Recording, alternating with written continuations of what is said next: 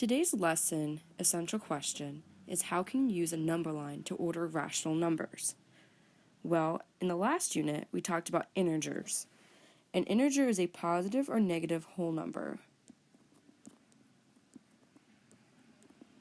As you can see from our chart over here, whole numbers, which are things like 4 and 0, maybe 16, are a subset of integers. So that could be like negative 13 to negative 4.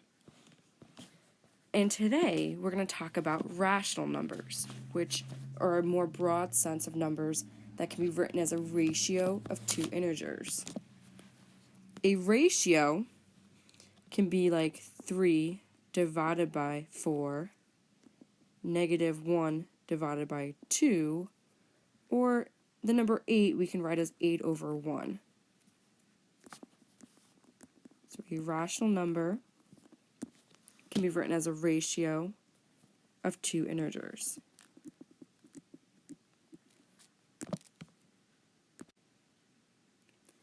Our first objective today is going to be writing a rational number as a decimal. So this rational number, negative 6 divided by 5, or negative 6 over 5, can be rewritten as 6 divided by 5.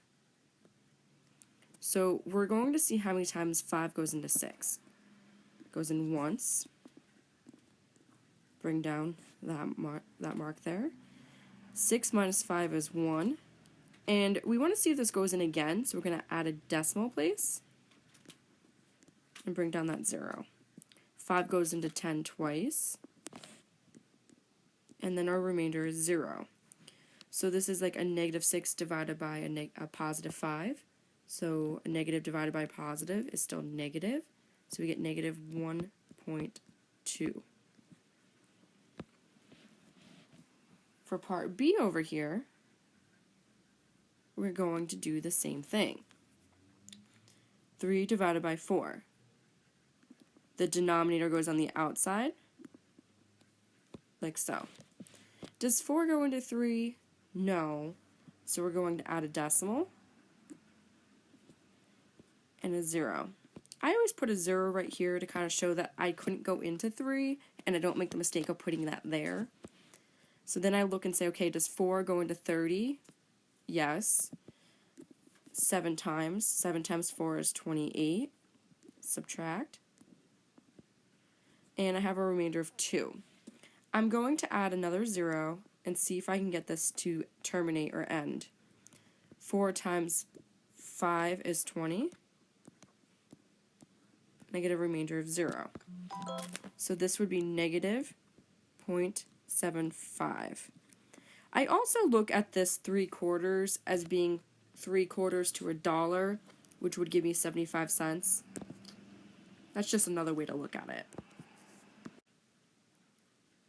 For our last example, with turning a rational number into a decimal, I have 2 over 10. This can be reduced by 2. So all of those things that you learned about reducing fractions before do come back into play. So 2 divided by 2 is 1. 10 divided by 2 is 5. And this is 1/5. Some of you might know that this is going to go in evenly if you think about money, but if you don't remember, that's okay. You can still set it up the same way as 5 divided by 1. 5 doesn't go into 1, so add your decimal point. But 5 goes into 10 twice with a remainder of 0. So this would be 0.2.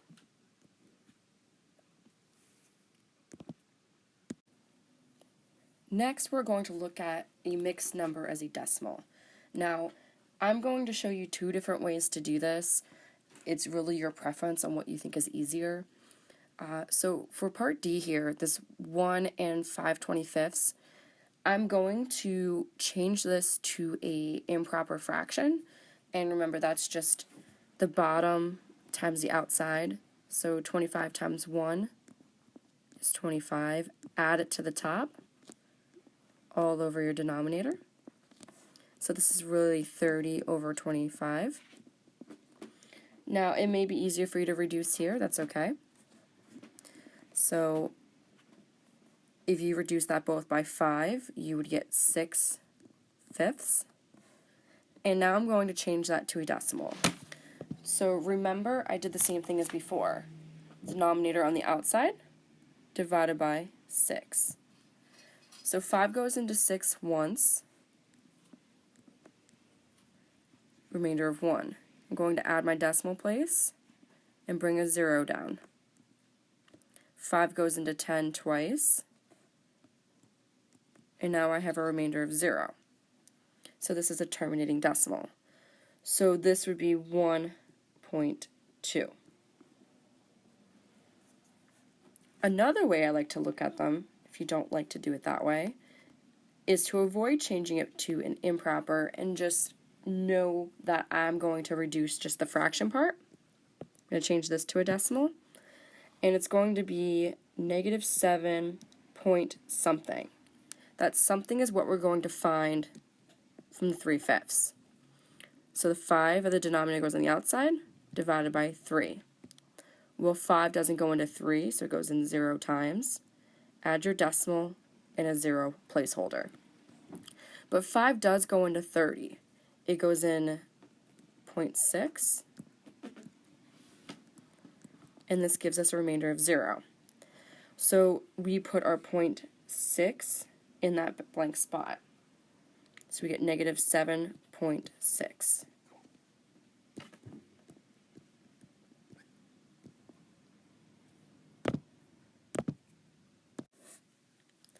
Our next objective is writing a decimal as a fraction. Personally, I think this is more fun to do, and it's a little bit easier to remember. That's just me. My technique is I take the decimal, 0.9, and write it over 1. Now, I want to eliminate that decimal. How many places do I need to go over? Well, we have 1, so you start here and go over 1. So this gives me 9 over 1, and I moved it over 1, so I have to put a 0 to hold it together. So this gives me -9 over 10. I'm going to do the same thing for part B. I write down my decimal, 0.228 over 1. Now, how many decimal places do I go over this time? 1, 2. 1, 2. Hold your zeros there to keep them together. And this gives us 228 over 100. Now, with this, we then have to reduce.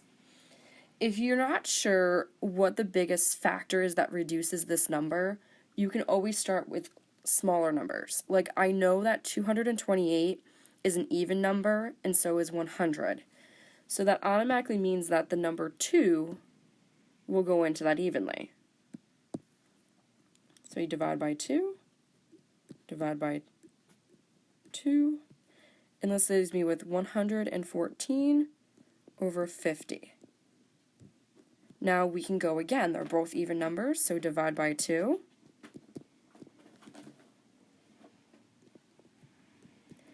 And we get 57 over 25. Not too bad, right?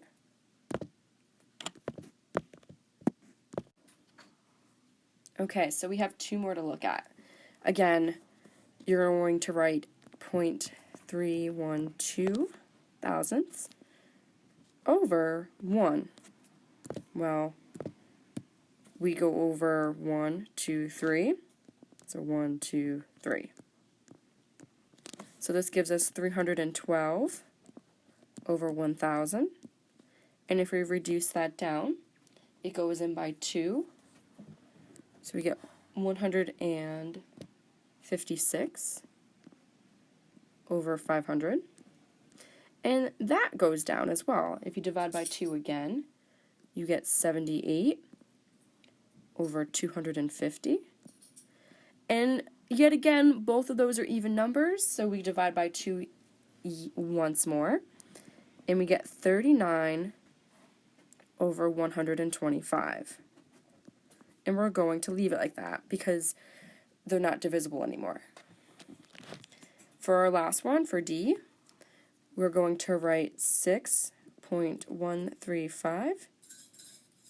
I'm sorry, this was a negative up here, so this wants to be a negative 39 over 125. Sorry about that. So we go over 3 times with our decimal place. So we get 6,135 over 1,000. This goes in 6 and 135 over 1,000 times. I know that 1,000 goes into 6,000, so I can change this to a mixed number.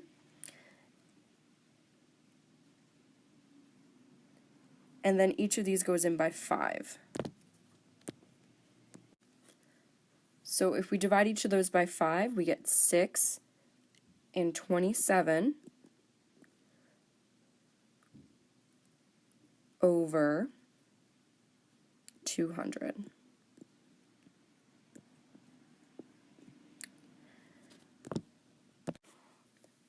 Okay, the last thing that we're going to cover in this mini video is ordering rational numbers from least to greatest.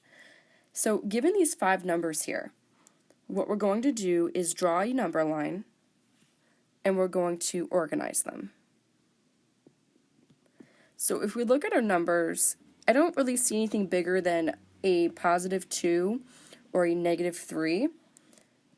So when I create my number line, I'm just going to go up to positive 2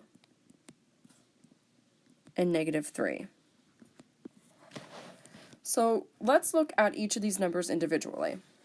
So if we pick a different color, so for this first one, 9 divided by 5, or 9/5. Let's see how many times 5 goes into 9.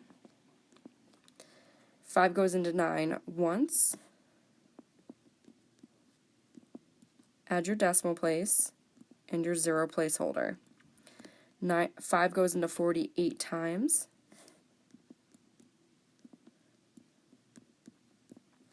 And we get 1.8.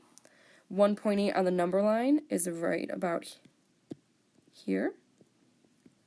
So 9/5. And let's go to the next one. Now, some of these numbers are going to be a little bit quicker to work with, like the decimal, negative 2.5.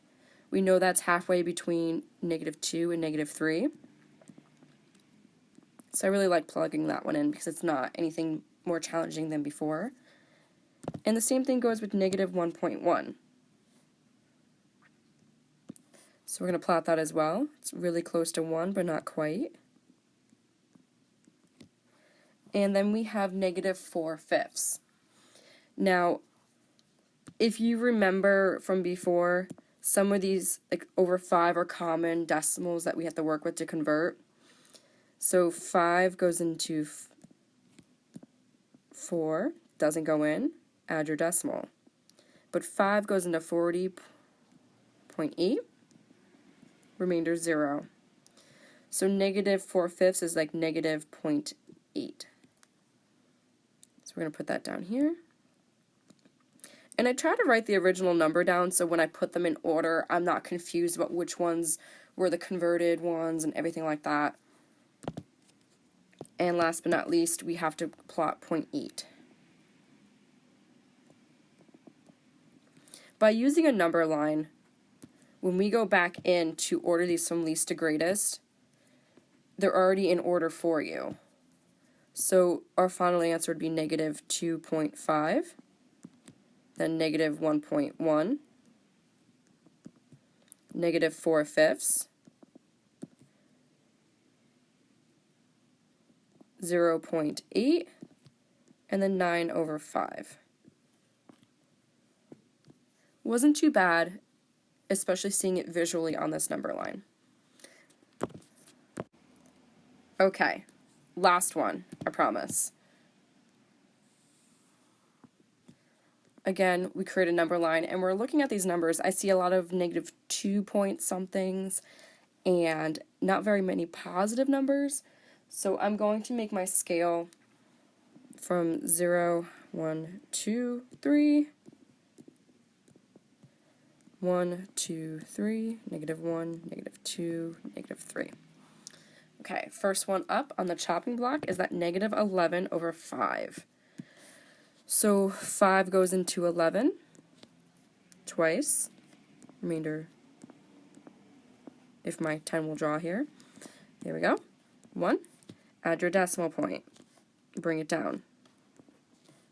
5 goes into 10 twice. So this -11 over 5 is really -2.2.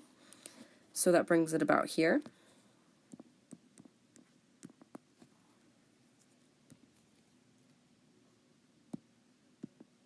And the next one we have is -2.4. It's a little bit further away from 2 than the 11/5. Bring that down there. -2.4. And then 1.6 I like a lot because it's easy to see that it's a little bit more than halfway between 1 and 2. So let's plot that as well. And then our next one is another fraction that we have to convert, so let's see what that is. What I'm going to do is reduce it first, so 15 over 10 can be divided by 5, which becomes 3/2, which is a common one of 1.5. You could have done the same work as over here to show that if you needed to, that's okay. So plot that.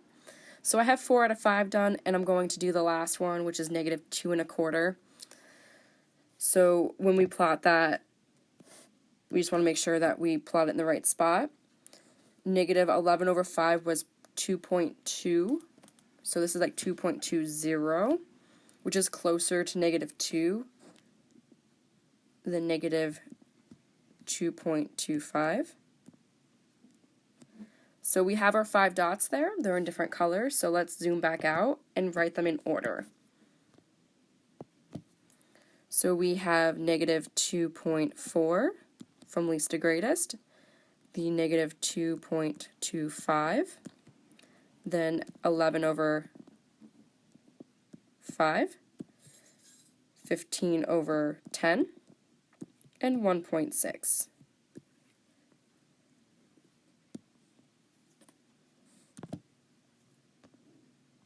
Complete number 1 to 4 in the You Try section of your notes, and then come see me.